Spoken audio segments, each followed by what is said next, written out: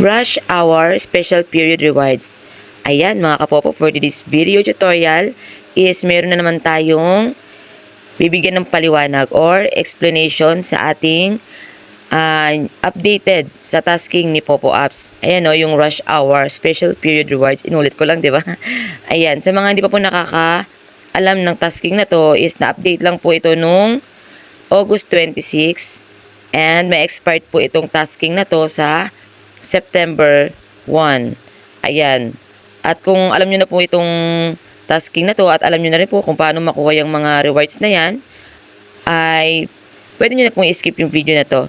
Pero kung hindi nyo pa po alam, is pagpatuloy lang po natin tong video tutorial na at sure pala na makakatulong po sa atin na ma-receive or madagdagan ng ating for withdrawal. Ayan.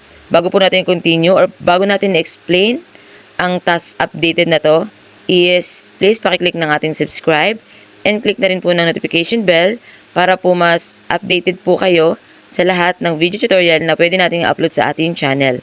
Lalong-lalo na sa mga newly host na marami pa pong katanungan dito sa ating Popo Apps. Ayan, mas maganda po na ma-update po kayo sa mga tutorial na pwede natin i-upload sa ating channel na makakatulong po sa pagtatas natin dito sa ating Popo Apps. Ayan, kung nakasubscribe ka na, please continue na tayo. Okay, ano nga ba tong rush hour? Or ano ba klaseng tasking to?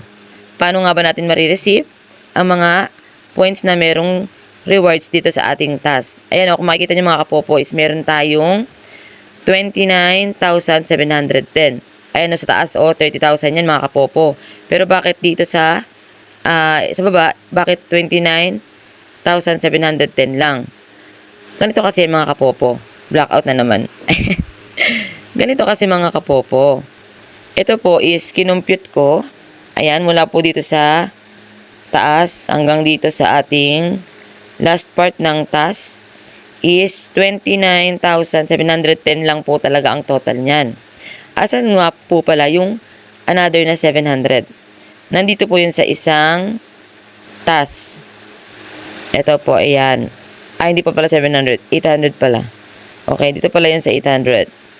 Ngayon mga kapopo, ano nga ba yung task na pwede natin gawin dito sa ating Popo Apps para makuha natin etong 29,000 or yung 30,710 na points rewards? Ganito lang yung mga kapopo. Pupunta lang po tayo sa ating party live.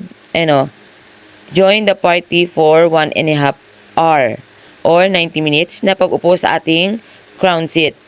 Hindi po tayo uupo sa sarili nating panel mga kapopo ha. Uupo tayo sa ibang panel ng ibang host. Yung mga nagpa-party live, uupo po tayo sa crown seat nun. At sa mga hindi pa po nakakalam kung paano mag-task sa party live is meron po tayong tutorial dyan sa ating channel.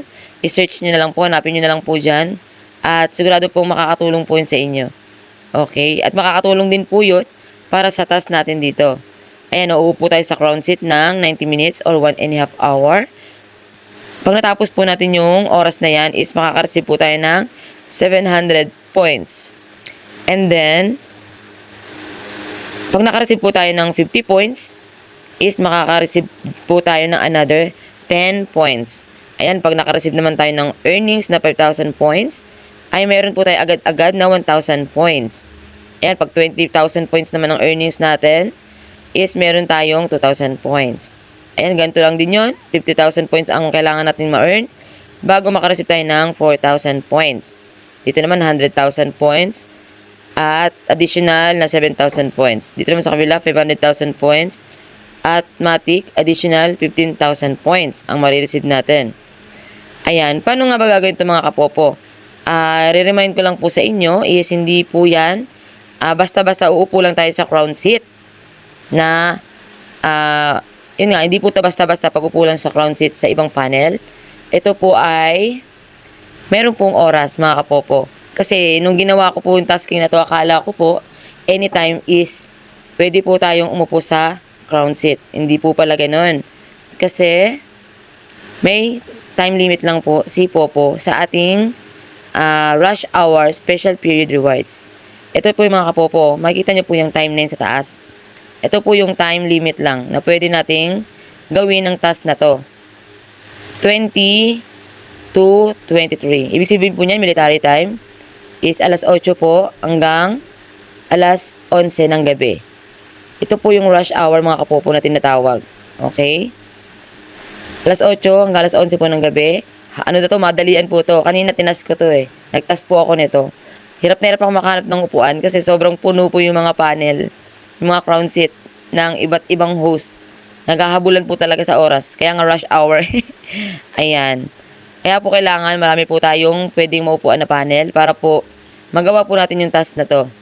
Ano lang po to eh. Alas 8, alas 9, alas 10, alas 11.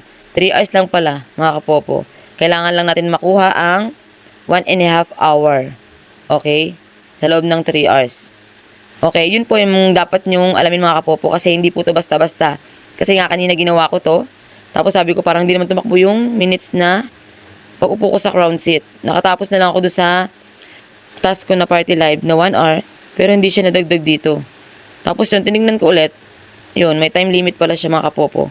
Okay. Ayun, sana po inintindihan nyo ang ating tutorial for today's video. At sana'y nakatulong to sa inyo. At sa mga hindi pa po nakakapanood nito. At hindi pa po nakakapag-subscribe sa ating channel. Sana'y napanood nyo to at nakapag-subscribe ka din. Para ma-update po kayo sa lahat ng bagong update ni Popo Apps. Ayan. Sana po yung nakatulong. And please don't forget to click subscribe. And ayun, see you on our next video tutorial. Thank you for watching. Bye-bye!